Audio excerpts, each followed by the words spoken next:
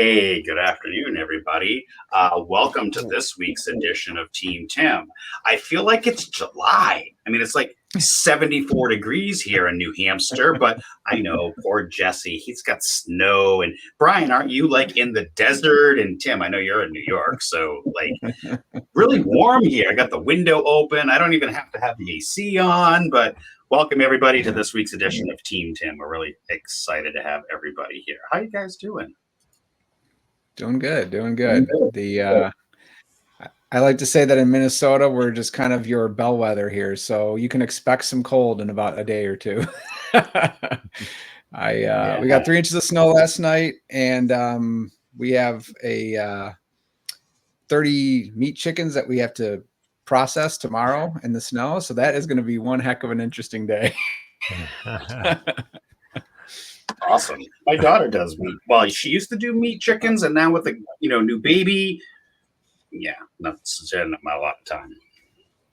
I don't know, Jesse, if I want to ask you, like, how do you end their existence?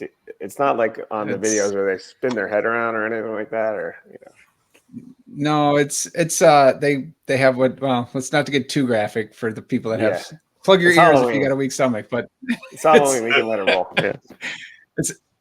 They make these things, they're called kill cones. So chicken with its head cut off, that's a thing. Like they literally run around crazy. But you put it upside down in there and you take care of it that way, and it keeps the mess to a minimum. Let's leave it at that.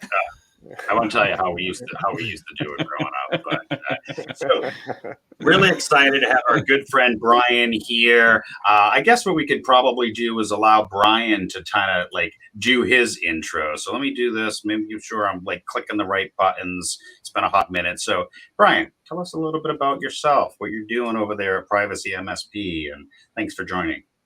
Yeah, thanks everybody, and excited to be back. So Brian Blakley.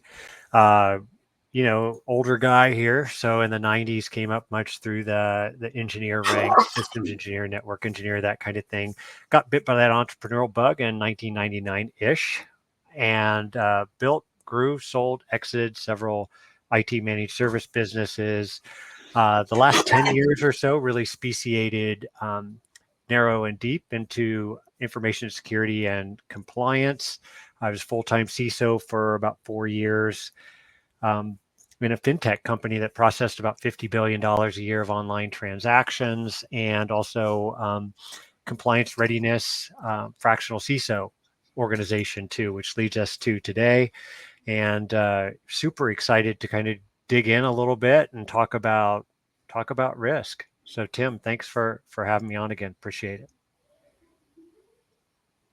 I just realized I had myself on mute. Yeah, Brian, it's been quite a journey. I've been following you on LinkedIn for a while. Love the kind of content you've been posting. I feel like it really resonates well with the MSPs that sort of come in and listen and attend here at Team Tim Live.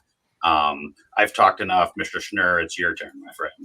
Yeah, Tim, no worries. But so excited for this last episode. What is GRC? We did them out of order a little bit. I screwed that up. What is governance, risk, and compliance?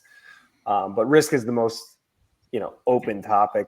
It's extremely wide, right? We're talking, it's not something you usually see. If you go on the yellow pages, there's no one you can call for risk, right? Like, it's a funny thing, right? And even governance and compliance, governance is probably a hard one to find in the yellow pages as well. But compliance is certainly something that is widely marketed.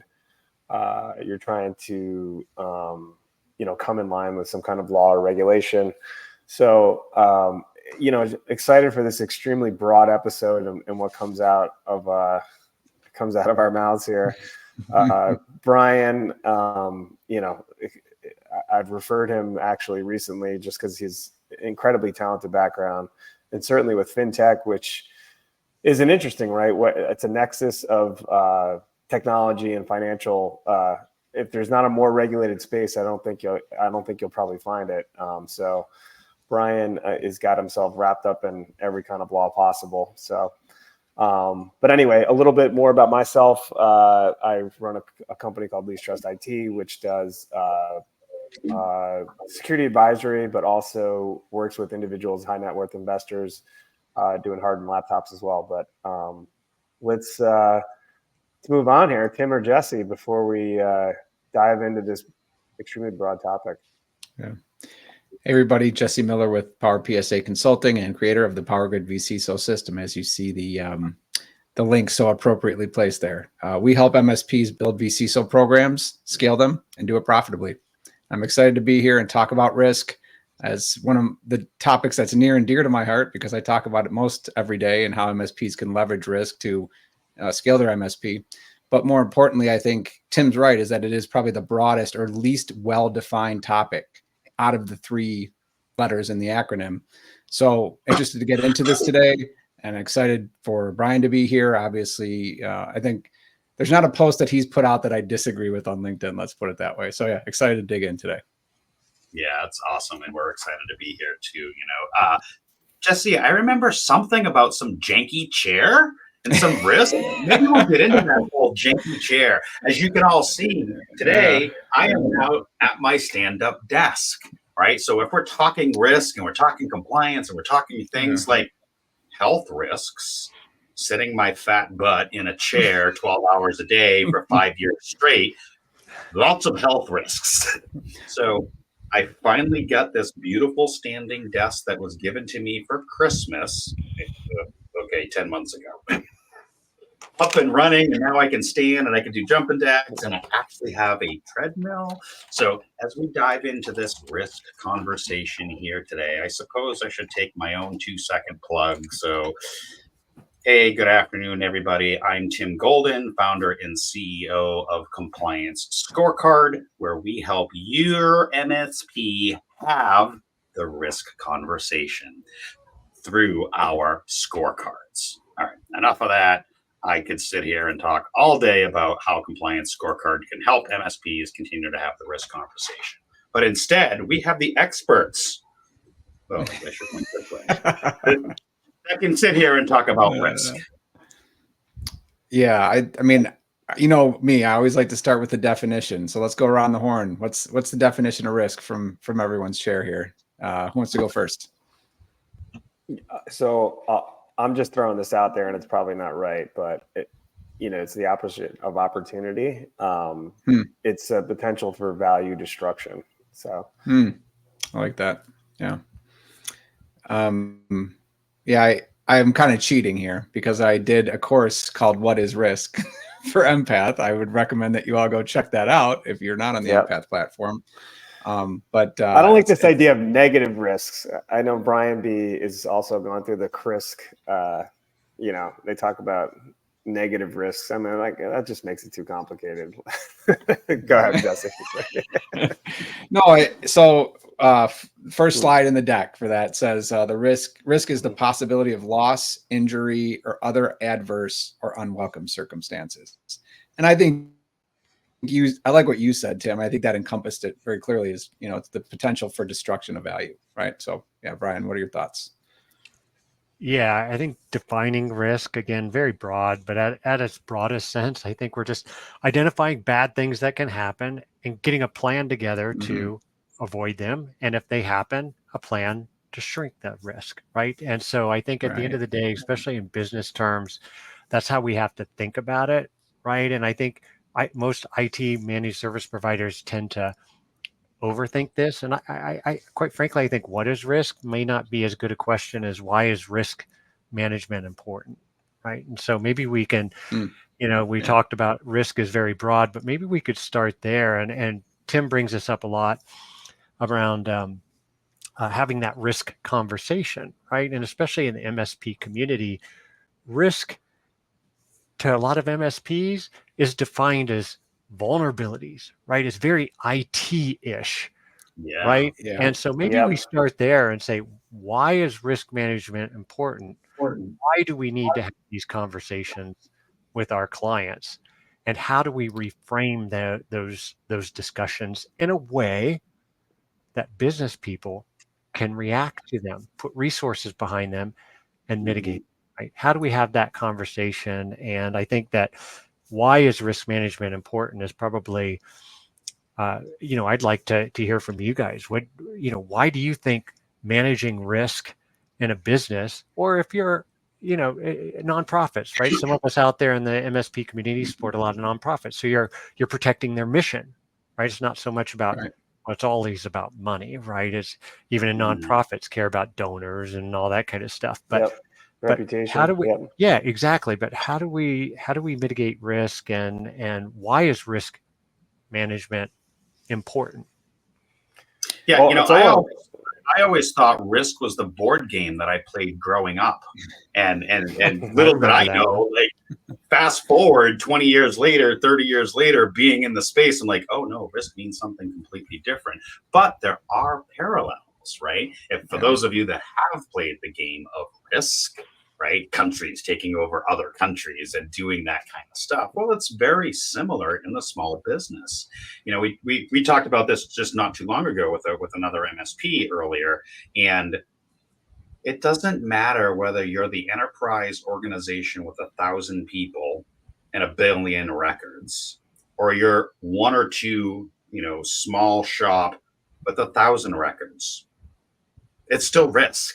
Right now, the resources we could throw behind that is different, right? And so when I think of risk, I kind of go a little bit back to what Jesse was saying, which is adverse effects on something, right? Bad milk at the donut shop. I've said that before. Bad milk at the donut shop. That's a risk. Only having one supplier of milk, and now your milk has gone bad. I can't make the donuts. That's risk, right? So, back to Brian, like having the ability to understand the why and having that conversation is really important to us and us as MSPs. So, Jesse, you were going to say something? Well, no, I think it's really important what Brian said is that it's associated with a decision. Okay, so risk is the induction of data, and the decision is the deduction of the data, right? So when we talk about what we can do for risk and what risks do we have, how do we action those appropriately for our risk tolerance? That's where it's important for businesses and MSPs, right? As you said, every company is going to have different risk profiles and different risk tolerances and different risks to their business. A 10-person SaaS startup is going to have a much different risk than a highly established fintech company, right? So there are going to be parallels. They may work in the same industry. They may have the same regulations to adhere to, but the risks are going to be highly different. And so as an MSP, I think that's where it's important as we start to work from a business perspective to understand that it's the intersection of technology and business is where we need to talk about risk with our clients. Yeah, Jesse, putting an exclamation point on that. No business owner, stakeholder, C-level executive woke up this morning, yawned, stretched, and said, boy, I really need to address my critical risk on AC4. Gosh, I really need to do that today. That's real important to me. They don't give a shit. They don't. Right. At the end of the day, the business wants to understand how the MSP is reducing risk in the areas that it matters the most. As a business owner and stakeholders, they wake up and they think, I don't want to spend one more dollar than I have to. If you're an MSP and you want to help shrink risk for a client, say, Joe client, Mrs. client, whatever, I want to make sure you don't have to spend $1 more than you have to. So I need to understand, what are your most critical business functions? How does your organization make money? Right? Yeah. What are those critical business functions? And then I don't talk about a critical vulnerability or a control failure on AC4, blah, blah, blah. Right? I say, you know what? You have significant risk in the critical business function that's driving 80% of your revenue. So which one is going to get their attention? Right?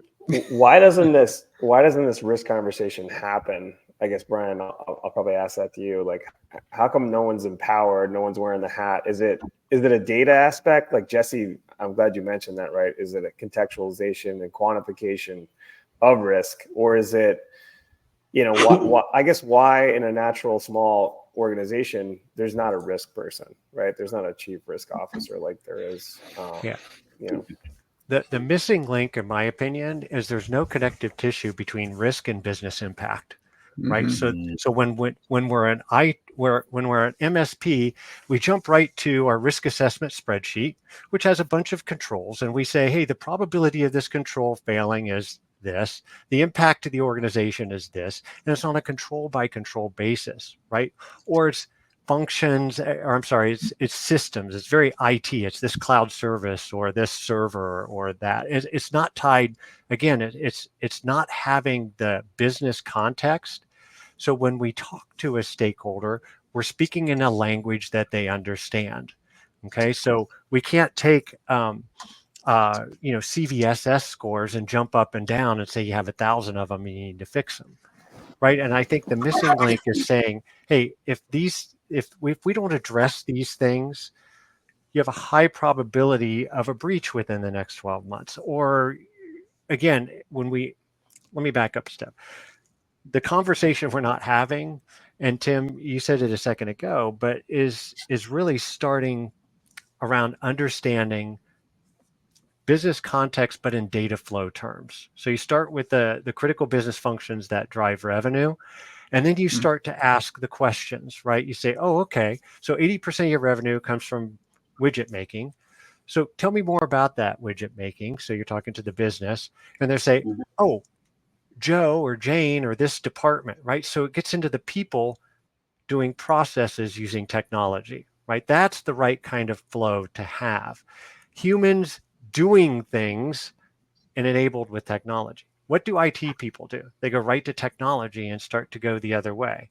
Even when I look at, this is where it gets a little saucy maybe, but even when I look at some of the playbooks out there for like, hey, if you're going to do a VCSO for your first 100 days, ask these stakeholders these questions, and it'll start with questions like, okay, client, tell me your most critical business applications, right? What are your most important applications that you use? Yeah. And they're going to rattle off a laundry list of stuff. Oh, we use Sage Intacct, and we use blah, blah, blah, blah, blah, blah, blah, blah, blah, right? But it's not connected to anything with humans doing things using technologies to achieve a business outcome. Right. Yeah. Is that because I think it's because they're hyper aware of like the IT risks. So the conversation's always going cybersecurity IT risk, as opposed to, as you said, Brian, like, how does the business work? How does it function?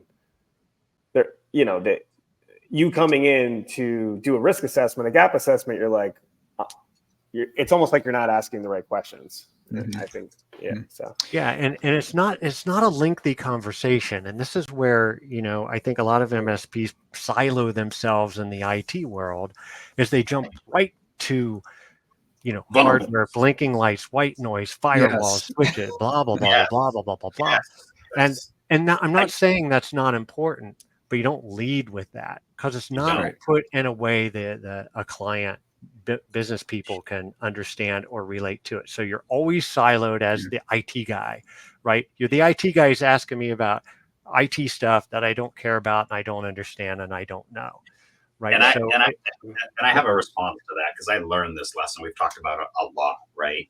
And it's the why conversation. They don't care about the blinky lights unless they're watching Star Trek or Star Wars. Wait, Star Trek or Star Wars? They don't care about the blinky lights. They care about the things that can impact a business. Now, highly technical person, most of my career, writing code, clicking buttons, loving the lights and blinkies. I had to relearn how to have a business conversation. I had to take a couple courses. I had to read a couple books. I had to change my mindset out of the blinky lights, the ones and zeros and the bugs and bits, to be able to sit down with our business owners and speak their language and speak things that are important to them. And as IT people, as people that love to click buttons and geek out on stuff, that is a hard change for us. Now, what an MSP can do is hire for that.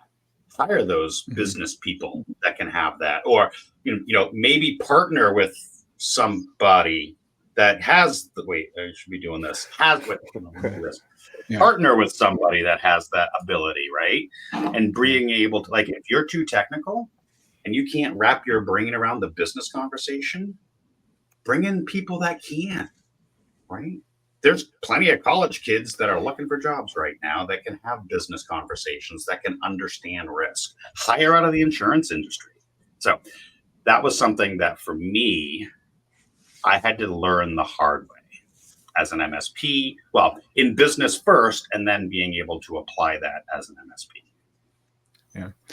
Well, how does this manifest itself, right? And the 500-pound gorilla in the room is that kind of thinking results in the MSP, as you mentioned, Brian, like asking questions really almost as a vehicle to get to a solution, like they're leading to a solution, right? And so A hammer looking for a nail, right? Right. I'm a right. hammer and I'm looking for a nail. Yep. So Yep. what are the 4 treatments for risk, right? We all know what they are. It's avoid, accept, transfer, mitigate, right?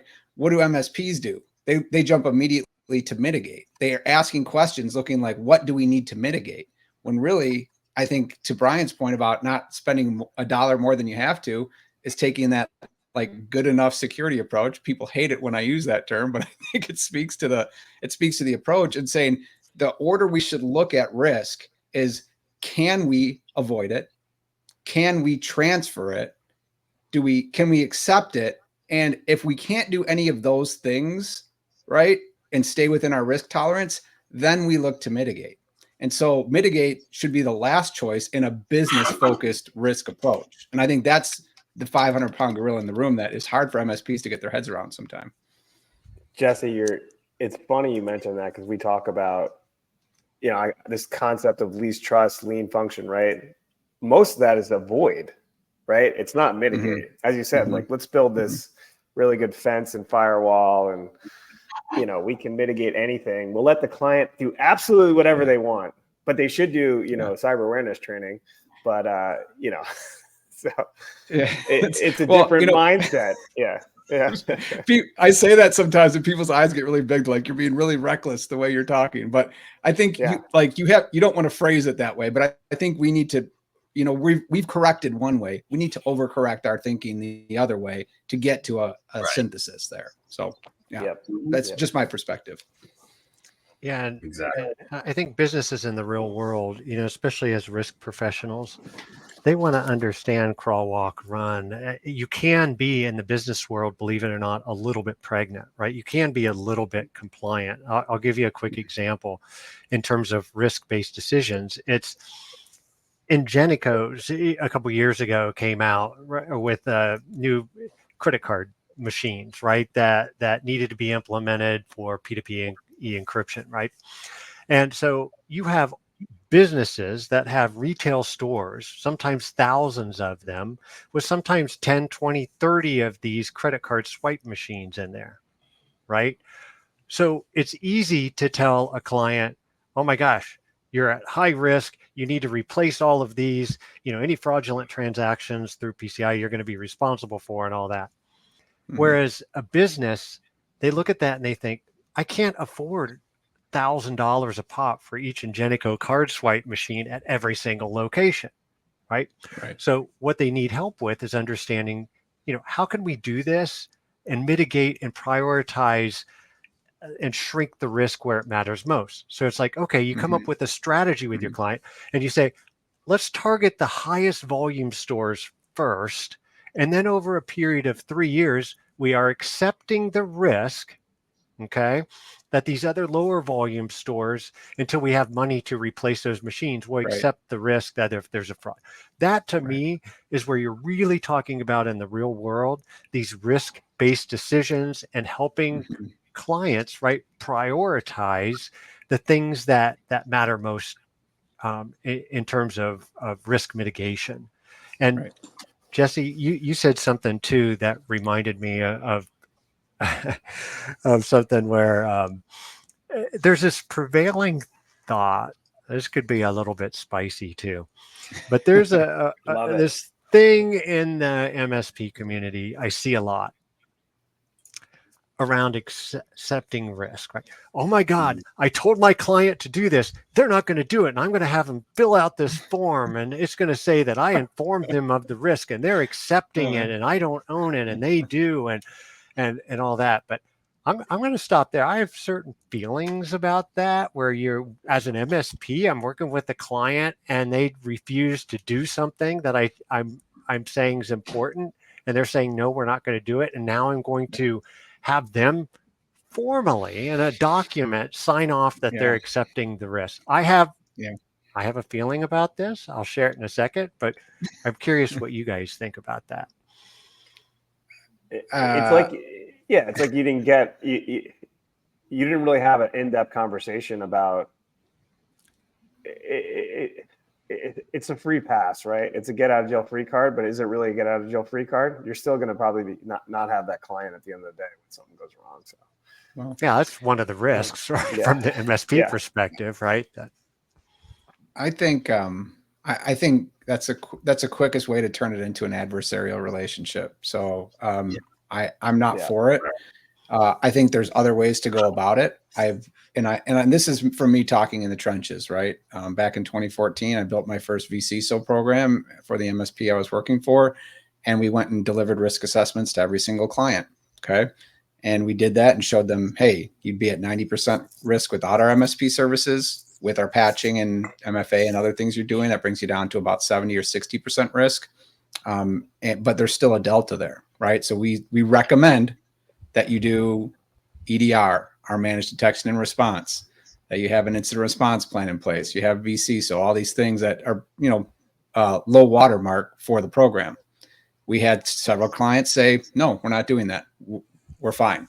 So do we say, no, let's go have them sign something and be like, ha, that's a gotcha, CYA? No, but we did our due care. We told them what the risks were. It was a relationship.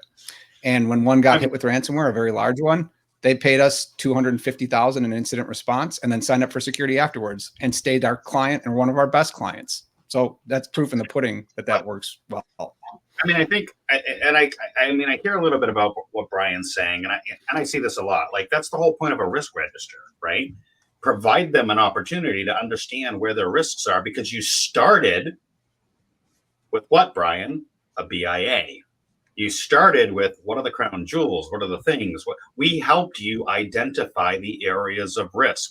Bad milk, only one milk supplier, crappy fridge. We've identified those areas of risk. We put them on a risk register and we let you make those decisions. We're going to consult you on those decisions. We're going to help you through the best practices for those decisions. But at the end of the day, the MSP, it's not my risk, it's theirs. So, things like a risk register could help those conversations, right? At least that's how I see it, Brian. Prove me wrong. I think it helps, Tim, but I think the quantification of how dangerous is one supplier or one of milk or, some of the things you just mentioned, right? And that's what I love about Jesse's program, where you and Jesse, you can probably talk about how you quantify all the risks and how you end up with, it's a little bit of a hand wave, but it's the process of going through the hand wave and getting to some kind of rough numbers of how dangerous is this risk and how dangerous is that risk, and collectively, what can I reduce? What can I spend the least amount of money and take the most risk off the board? So, yeah. I'll talk to that, but I want Brian to weigh in here. I think you all hit some key points there. I think this concept of saying, hey, I jumped up and down. I told my client that they need to do this, right? They have to buy this tool, or they have to add this out of my stack or whatever, and they're refusing to do it. So I'm going to have them sign off on the risk, and they're going to accept it. Is an epic fail on the MSP's part. The reason the client didn't do something is because the MSP failed to put it in a way that the client could understand, react to, and put resources behind it. Yep. And there is nothing, and Jesse, you had a great story that feeds this. There is nothing more bonding with you and your client, nothing stickier than when you're connecting with them on an emotional level. And even if they didn't do what you said to do, and you said, all right, well, let's put in these things, right? You talked about incident response. You talked about compensating controls. Okay, I get it. You don't want to move on this right now, but let's work together to shrink the risk here, right? To shrink the impact, to shrink the probability. There's other things we can do. It's not perfect. It's not what I'm recommending, but I'm in this with you. Okay. Right. Yep. And I think that to me, and you all touched on different aspects of that, right? Is you don't wash your hands of it and walk away. The client made a decision. It's not the one we would recommend, but we need to support them in the best way possible and do it. I call this the gas station sushi problem. Sometimes, right? Gas station sushi. It's the airport sushi you have to worry about. Yeah, or airport sushi, right? And so it's that, right? You're at the gas station, you just got gas, you missed lunch, you're starving, you're at the checkout thing, and you look over and there's that sushi sandwich or whatever, and it's cheap, and you're there, and it's convenient, and it's easy, and you get it, right? But it creates a problem later, potentially, right? And so our job is to, if our client wants to get the gas station sushi, right? Whether we say, I wouldn't do that. I had other clients eat that too, and they ended up in a bad spot. But Right. Let's work on this together, and I'll have the Pepto-Bismol ready, right? I'll get another case of toilet paper for you, whatever that looks like. I'm going to put in some contingencies and some compensating things to help you out. I'm not going to have you sign a form and say, I told you not to eat the sushi. You're eating that sushi and you're going to accept the risk. Of course they accept the risk. They got to live. They're accountable for it. They're going to pay the bill. They're going to pay the price. You don't have to put it in a form, but at the same time, you need, and I think Tim had a great suggestion too on the risk register. That gets the visibility and accountability and the idea that, hey, it's out there. But then I also want to talk about something else that, as we've talked about this, and the stream of consciousness is awesome, but something very important the last, I'll say, 2 years in audits that is being missed a lot around risk. And Jesse, you said something that reminded me of it too. But just because we treat a risk doesn't mean it's 100% gone. Thank you. There's residual risk. And let me tell you what, I've sat through a few ISO audits over the past, again, year or two, got dinged on this with one client. So sharing a little wisdom here. Auditors are putting a lot of significance on residual risk. And how is that seen? Because oftentimes what happens is we treat a risk, right? We do something to shrink the risk there, and then it's forgotten, but there's this other residual risk hanging out there because we weren't able to mitigate all of it.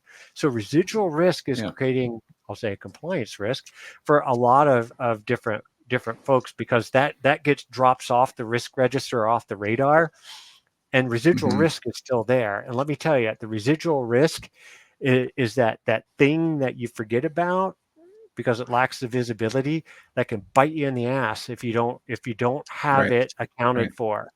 Okay, so again, just because we've treated a risk or decided what to do with it doesn't mean that there isn't residual risk that's equally important to get to. And sometimes it's the fringe stuff we forget about that comes back later and bites us. Oh, you mean residual risk? Like we talked about, it is 70-something degrees here. Well, that's why we sneeze off. Like, residual risk. Like, oh, I should probably close my window. Yeah. So good stuff. But he's doing it. I had to close that window because I'm literally dying here with my nose running all over my face. Sorry. Well, that's the thing. It's a great point. So to illustrate that for people that are trying to wrap their head around the concept of residual risk, like the best way I could put it is that's why there's different implementation groups on the CIS controls. So if you treated every single control, which you probably haven't, if you did on implementation group 1, what happens when you apply implementation group 2 to your risk assessment? Immediately you open up a bunch more findings and risk. So there's always some sort of risk in the environment. So that's important. And that leads in to what Tim said, something that I wanted to cover next and hear from you all on is, what is a risk assessment? Like this is a hotly contested topic. And Brian's smiling because he knows where we're going with this. But, quantification versus qualification, right? We can't call this a risk assessment because we're using percentages.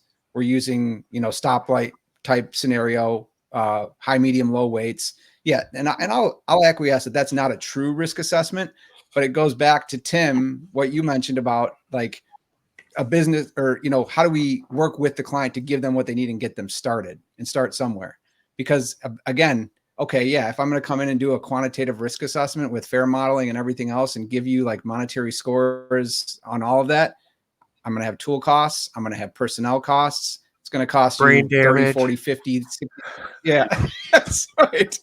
And so what can I do? I can give you a more, Tim, you said hand wave. I don't like that term. I'm going to use it. I'm going to give you a more of a hand wave. I'll give you more of a hand wave assessment based on my talking to you about how you're using those things, right? That goes back to getting those critical controls figured out.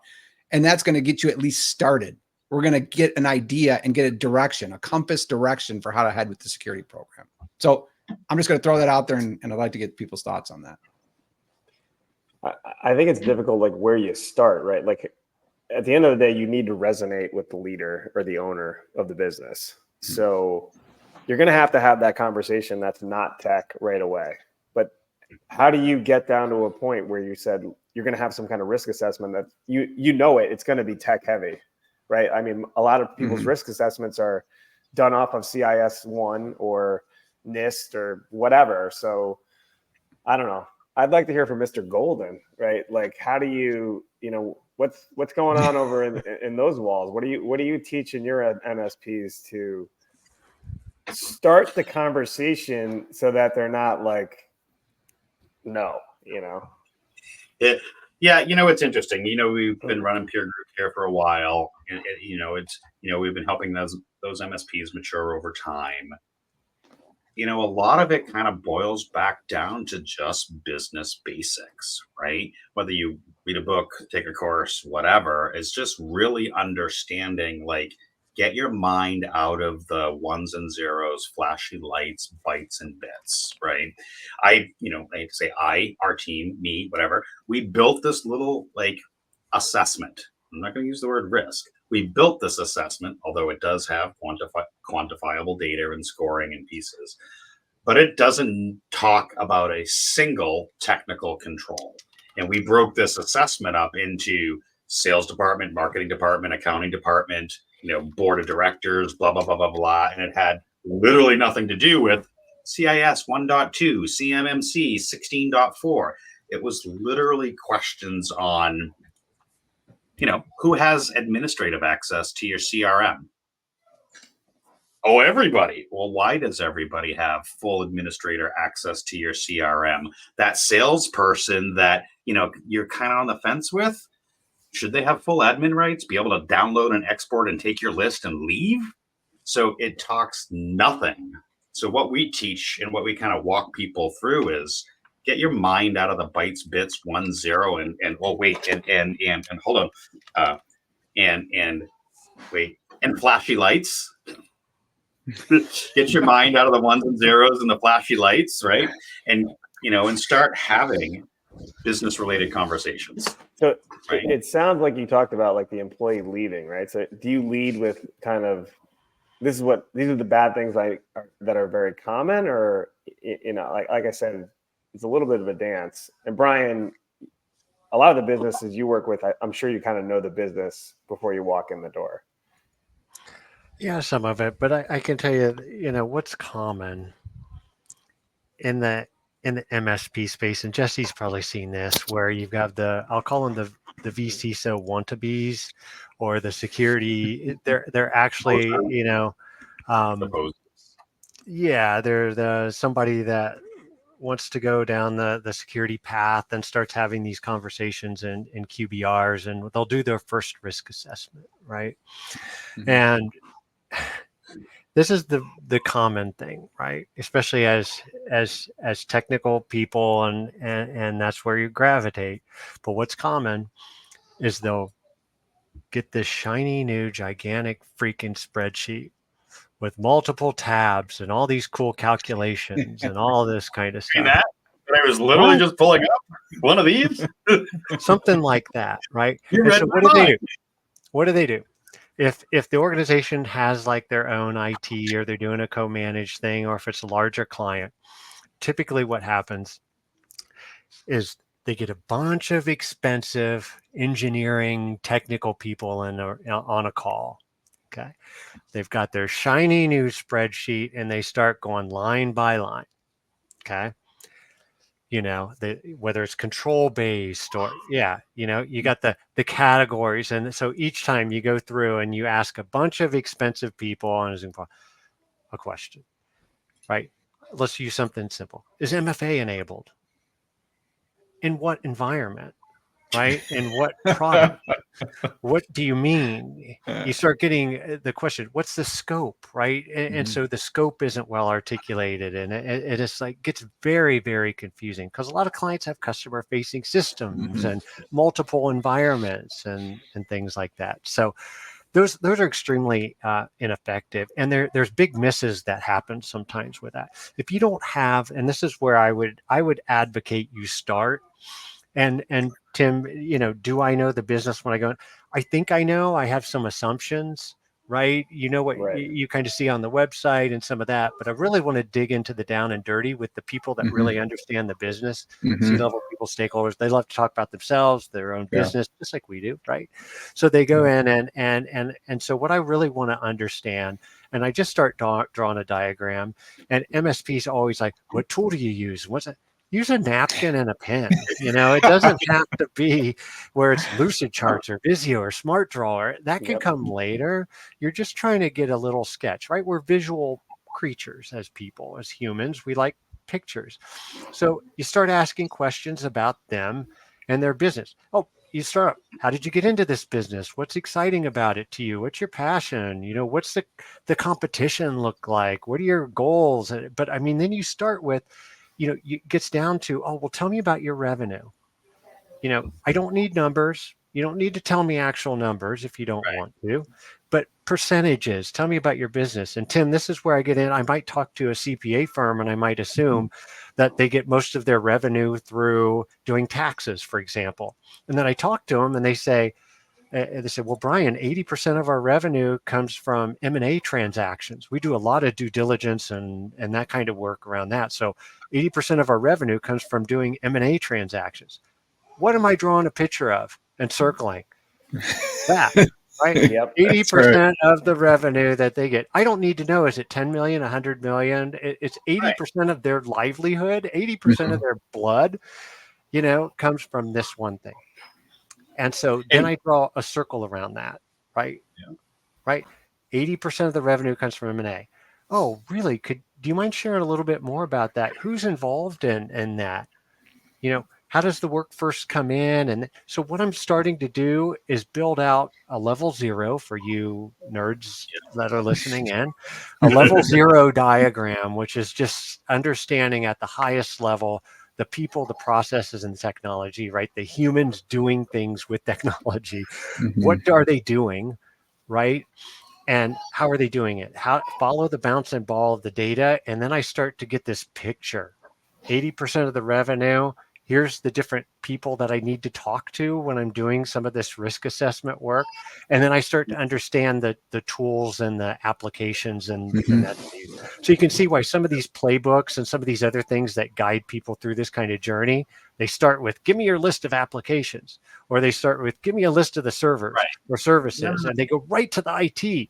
And now everything they do after that is IT related versus having this 15-minute conversation up front. Right. Everything I do behind the scenes, my heat maps and all this other scatter diagrams and cool dashboards and stuff, I want to have their vernacular, their language. If they call a widget a gadget, I better call it a gadget. If they call customers clients, I call them clients because I want my deliverables. I want when I'm talking to them and articulating the risk in their environment. I don't care about these CVSS scores and all that, but I am saying, within this ecosystem that drives 80% of your revenue, that M&A transactions that you do, 80% of your revenue, you've got some critical risks that we need to take care of. And it's going to cost you X to protect 80% of your revenue. What do you want to do? Or I'm going to put together a roadmap and I'm going to prioritize the things, right, where we need to attack first that shrink risks to 80% of your M&A work that you do. Right. It resonates and I'm a million miles away from controls. I'm a million miles away from IG this or IG that. Right. When I'm communicating to stakeholders and I want to get their wallets out, and I want to get emotional and I want to get sticky with them, those are the conversations I go back to. The 15 minutes when I'm drawing on the back of a paper or something like that, I go back to that often. And you can always make the diagram pretty later, but that's where I think is the best place to start. And I'll finish here with this little diatribe. What I've seen oftentimes, if people don't have this business context discussion, we go to our assumptions. Okay. Yeah. IT people, we're going right to IT. And I saw this miss just about 6 months ago on a risk assessment that another organization did. They didn't have the conversation with the client, and they didn't realize email and some of the email related systems and Office 365 and all that guys, that's not important to them. Right. Their phone system was. Their phone system's the most important thing in their whole business because of the way their business flow is, the way their SLAs are with their client, the phone system, right? Yeah. It wasn't even covered in the risk assessment, right? Yep. It was nowhere in there. And then a 15-minute conversation with the client, you figure out phones. Yeah. Yeah. It's funny that you say that because several years ago, similar concept, right? I sat with a business owner and I, kind of had the conversation like, how important is email? How important is this? And he's like, I could care less about email. We're on conference calls all day long. All the people are on a phone all day long, which told me no VoIP, the copper all day, because I can't trust VoIP at that point. Mm-hmm. Was the only client that I could literally walk over and turn off the Exchange server for a day or two and nobody would complain. But Brian, you make a really good analogy. Like if you didn't ask how important phones are, you'd never know. Well, and then when the phone went down, you'd know about it. We talked about this as for contracts though too, and oftentimes you can tell if you can sample some of the client contracts, you'll see, for example, their SLAs are driven where they have to answer the phones. This particular client had SLAs with some of the largest insurance companies on the planet that they had to answer the phone and do all this other stuff within 30 seconds, right? And so then you start to realize I've got a big circle around the phone system. That is a huge part of the technology that's being used that drives SLAs and contractual commitments too. So Jesse, for those, I was going to say, why don't you chime in about where we're where we are right now, where your head's at? Yeah, just before we move off this topic, I wanted to point something out that I say is very critical in terms of creating clear edges and creating profitable VCSO and risk programs for your clients. Is something Brian said is using their language, their vernacular, and their business outcomes. So we're talking risk assessments, but hey, by the way, those are copy techniques, copywriting, marketing techniques, right? And that should be, we talk about connective tissue, that should be front to back how we build our program. So when you're sitting down and having a talk with a potential client, and maybe the risk assessment is a offer magnet that you're doing first, but then when you go to build your scope of work, in the scope of work, you reference their vernacular, those systems, those business outcomes that you referred to, and your scope of work becomes an emotionally attractive thing to them, right? Versus somebody else who came in and said, hey, we're going to help you with your risk program.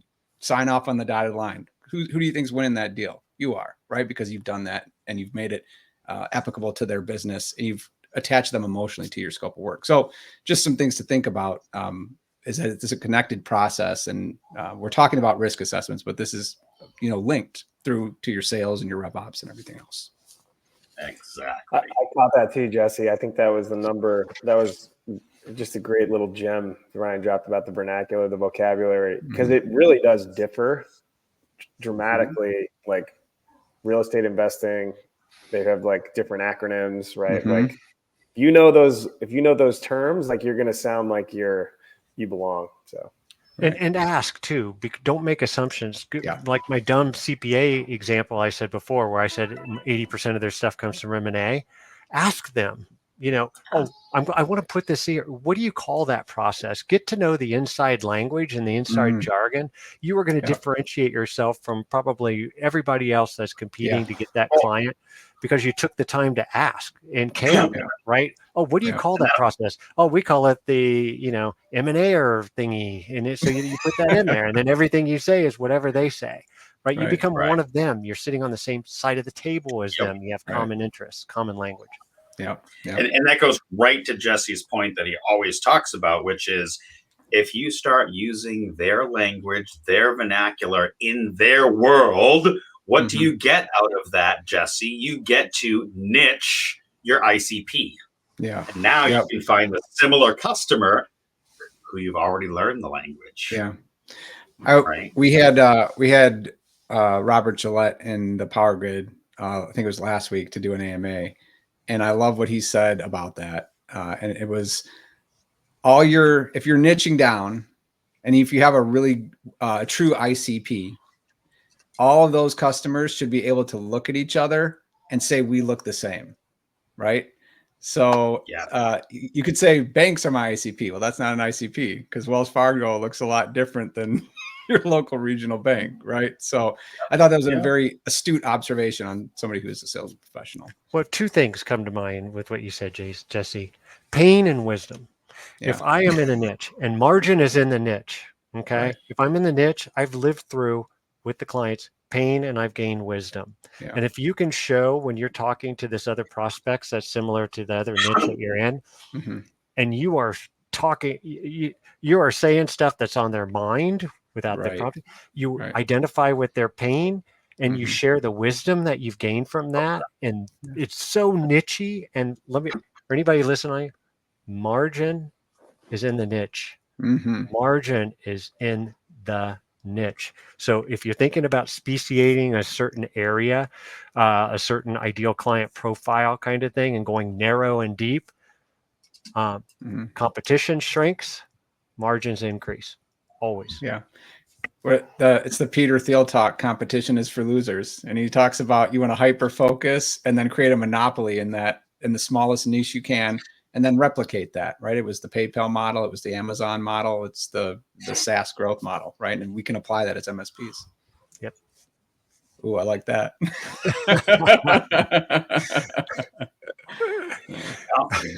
Hey, by the way, your risk spidey sense gets better too then, because when you talk to a company and you hear something, you say, "Oh, I know where the problems are here," right? You know right where to go. Yeah. Exactly where to go. So let me bring us full circle. We kind of started out with like, what is risk? We kind of talked a little bit of, Jesse kind of led us into like finding something that has an adverse effect. I'm paraphrasing. Brian kind of led us down this conversation of not what is it, but why is it, right? And kind of the components around having that conversation, kind of walking us through a little bit about the business side, right? We kind of all tapped into like, don't ask them about IG 4769. Don't get the blinky lights going. Ask them how they made.